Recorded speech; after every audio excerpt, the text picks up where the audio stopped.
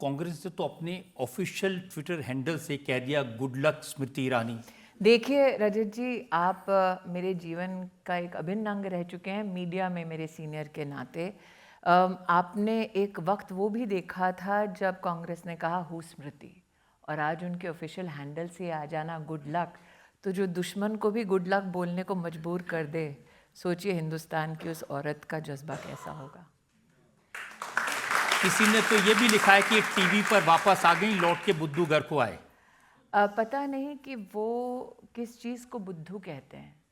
जो क्षमतावान हो और 25 साल मीडिया और टेलीविज़न के साथ साथ पॉलिटिक्स में अपनी पैठ रखता हो, जो ज़मीन से आता हो, अपनी मेहनत से अपनी किस्मत चमकाता हो, जो विषम परिस्थितियों में भी कहीं ना कहीं राष्ट्र के सम्मान में अपनी सेवा देता हो, अगर ऐसे बुद्धिजीवियों को कांग्रेस के मैं बुद्धू लगती हूँ तो मैं बुद्धू ही सही। मैंने फर्श से अर्श तक इस देश को, इस समाज को देखा है।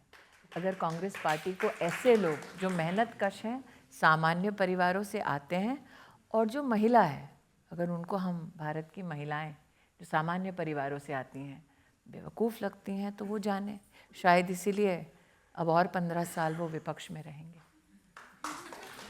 देखिए, उनको ये तो लगा कि अमेठी में स्मृति ईरानी की हार हो गई, चलो भाई अब तो हो गया पॉलिटिकल करियर पूरा। हार तो मेरी 2014 में भी हुई थी अमेठी में, शायद वो भूल गए। हार मैं 2004 में भी गई थी चांदनी चौक में। और आप सोचिए, अगर 2004 का मैं चांदनी चौक का चुनाव जीत जाती तो क्या वो स्मृति ईरानी बनती जो आज आपकी अदालत में बैठी है। तो मेरी किस्मत हमेशा जीत ने नहीं लिखी है, कई बार मैंने अपनी हार से भी अपनी किस्मत को नए अंदाज में लिखा है। आपकी पार्टी के लोग का कंफ्यूजन शायद दूर कर दे, वो तो कह रहे हैं अभी ना जाओ छोड़कर अभी दिल भरा नहीं।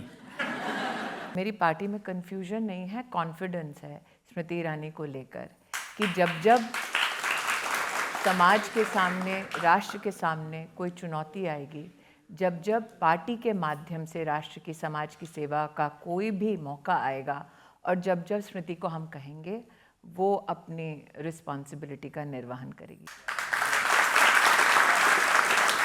अब आप एक बार फिर से सास भी कभी बहू थी के सेट पर हैं जी। अब नया चैलेंज है। कई लोगों को लगता है कि हम मीडिया के लोग बहुत इंसुलर हैं, हमें कोई सरोकार नहीं हमारे समाज में क्या हो रहा है। बहुत कम लोग ये समझते हैं कि कलाकार जो भूमिका निभाते हैं मंच पर या फिर टेलीविज़न के पर्दे पर, या आप जैसे महानुभाव जो न्यूज़ के माध्यम से समाज को गठित करते हैं, सूचित करते हैं, उनकी अपनी एक सोच होती है, अपना एक तजुर्बा होता है। देश की धड़कन में कहीं ना कहीं उनकी धड़कन भी शामिल होती है।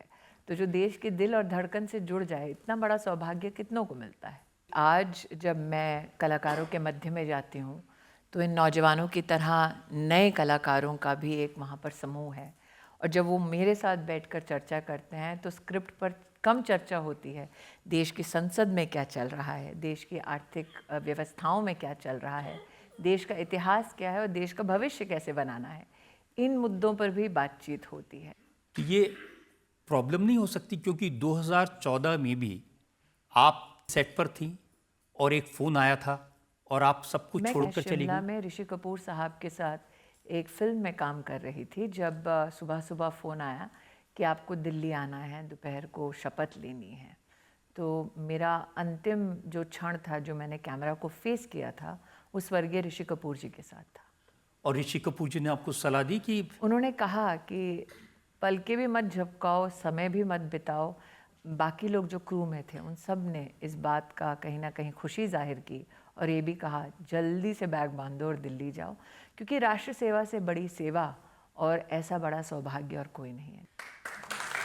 तो अब कोई ऐसा मौका तो नहीं आ जाएगा कि आपको फिर फ़ोन आएगा और फिर क्योंकि के सेट से वापस दिल्ली में शपथ लेते हुए दिखाई देंगी? देखिए, मौक़ों को मैं नहीं तलाशती, मौके मुझे तलाशते हैं।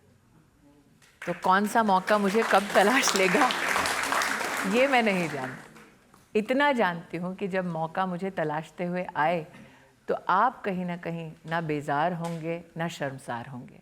मैं जो प्रतिभा लेकर पॉलिटिक्स में और मीडिया में आज जानी जाती हूँ, उस बेंचमार्क से नीचे नहीं उतरूंगी, इतना आपकी अदालत में मैं वादा करती हूँ। कई बार देखा कि बहुत सारे फिल्म स्टार, अमिताभ बच्चन राजनीति में आए थे और बाद में बड़े निराश हुए। उन्होंने कहा ये तो सेसपूल है और मैं कभी राजनीति में नहीं जाऊंगा। राजेश खन्ना साहब वो भी राजनीति में आए थे और वो भी निराश होकर के वापस गए।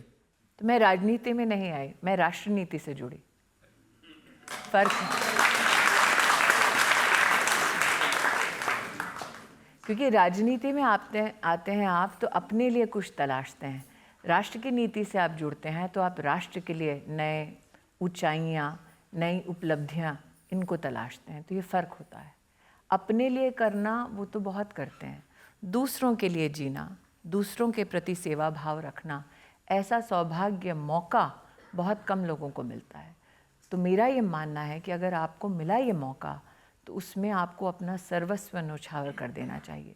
मेरे जीवन की सबसे बड़ी उपलब्धि ये है कि आई थी बीजेपी में स्मृति ईरानी बनकर, अब दीदी बन गई हूँ सबकी। देखिए, आपका योगदान तो तुलसी के कैरेक्टर के रूप में भी काफ़ी रहा। उसने भी लोगों को एक नई तरह से सोचने का मौका दिया। और हम 150 लोग थे टीम में, तो जब हम लोगों ने पहली बार शो किया तो शायद ही एकता कपूर छोड़कर किसी और के पास अपना मकान हो, अपना एक बढ़िया बैंक बैलेंस हो, अपनी एक गाड़ी हो। तो जब मैं समाज में दर्शकों से मिलती हूँ, उनको आभार वंदन करती हूँ कि आपकी वजह से 150 परिवार पले। आज भी जब हम वापस, क्योंकि सास भी कभी बहुत ही कर रहे हैं, वो सिर्फ एक पात्र नहीं है, सिर्फ एक सीरियल नहीं है, कई लोगों का रोज़गार है जो जनता की वजह से पलेगा, बढ़ेगा। तो आप याद रखें, जब जब आप टीवी स्विच ऑन करेंगे, किसी के घर में रसोई गैस स्विच ऑन होगी। मुझे तो ये भी बताया गया कि स्मृति ईरानी को उस समय 1800 रुपये रोज़ मिलते थे। हाँ, मुझे मैकडॉनल्ड्स में 1600 रुपये महीने का मिलता था। तो जब मुझे कहा गया कि आप एक्टिंग करेंगे तो आपको दिन का उतना मिलेगा जो आप महीने का कमाते हैं, तो मेरा ध्यान पूरा उस बात पर था कि भाई बड़ी मुश्किल हो रही है आर्थिक, तो अगर अच्छा पेचेक चाहिए तो आपको ये काम करना चाहिए। वहाँ एकता दूसरी ओर बहुत ही भावुक हो रही थी कि मैं इतिहास रचने जा रही हूँ, तुम्हें अंदाज़ा है। मैंने कहा मैडम पेचेक छोड़ के मुझे कोई अंदाज़ा नहीं है।